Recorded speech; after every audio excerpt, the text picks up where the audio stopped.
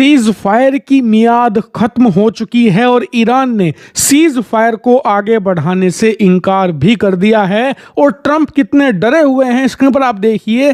Trump ने unconditional cease fire एक तरफा ऐलान कर दी है, मतलब अमेरिका की तरफ से सीज फायर जारी रहेगा और अमेरिका कोई शर्त भी नहीं रखेगा। बिल्कुल बिना शर्तों की सीज फायर अमेरिका ने लागू कर दी है। इसका मतलब ये कि अमेरिका ईरान पर हमला नहीं करेगा और ना ही इजराइल को करने देगा। उधर से ईरान चाहे कुछ भी करे। ये बहुत ज्यादा खतरनाक सिचुएशन है सभी अरब देशों के लिए, क्योंकि ये ट्रंप का सीधा सीधा सरेंडर है ईरान के सामने और ईरान का दबदबा मानने वाली बात है। अमेरिका ने यह करके एक्सेप्ट कर लिया है कि ईरान अब अरब का सबसे ताकतवर और नंबर 1 देश बन चुका है। वहीं सीज फायर की मियाद खत्म होते ही इजराइल ने अपना काम शुरू कर दिया है। लेबनान के अंदर हमले तेज कर दिए हैं, साथ ही चेतावनी भी दे दी है ईरान को कि सीज फायर अमेरिका ने ऐलान किया है, हमने नहीं। अगर हमारे ऊपर ईरान किसी भी प्रकार का अटैक करने की कोशिश करता है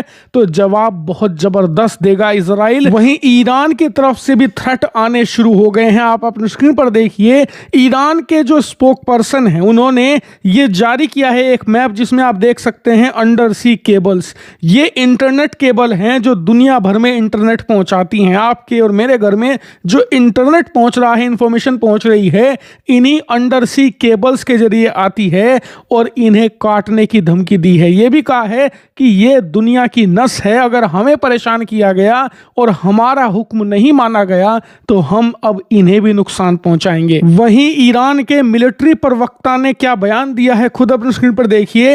everyone must leave UAE, Qatar, Bahrain, Saudi and Kuwait. जल्द से जल्द अगर आप यहां मौजूद हैं निकल जाइए, क्योंकि समय तेजी से बीत रहा है। क्योंकि इन देशों में है अमेरिकी सैन्य बेस और अमेरिका अगर इनका इस्तेमाल करते हुए हम पर हमला करेगा तो हम तुरंत इन सभी देशों पर अटैक करना शुरू कर देंगे, जैसा अब से 15 दिन पहले तक कर रहे थे। यानी कि सीज फायर खत्म होने के बाद आपको दो तरफ के खेमे दिख रहे हैं। एक अमेरिका जो कि हद से ज्यादा डिफेंसिव है, लिटरली सरेंडर कर रहा है ईरान के सामने, तो दूसरी तरफ ईरान का खेमा है जो हद से ज्यादा अग्रेसिव है और किसी भी पल युद्ध शुरू करने पर उतारू है। मतलब ईरान तो बहाना ढूंढ रहा है कि उसे कोई बहाना मिले, अमेरिका कोई ऐसी गलती कर दे जिससे कि उसे युद्ध शुरू करने का एक मौका मिल जाए। और ऐसा हो भी क्यों ना, क्योंकि ईरान को पता लग चुका है कि इस युद्ध में उसे हरा पाना अमेरिका के लिए, खास करके ट्रंप के राष्ट्रपति रहते हुए, तो संभव नहीं है। और इसीलिए तो आप देखिए कि कल पाकिस्तान की राजधानी इस्लामाबाद में अमेरिका और ईरान की दूसरी बातचीत होनी थी। यहां तक कि अमेरिकी उपराष्ट्रपति जेडी वेंस वॉशिंगटन से निकलने ही वाले थे,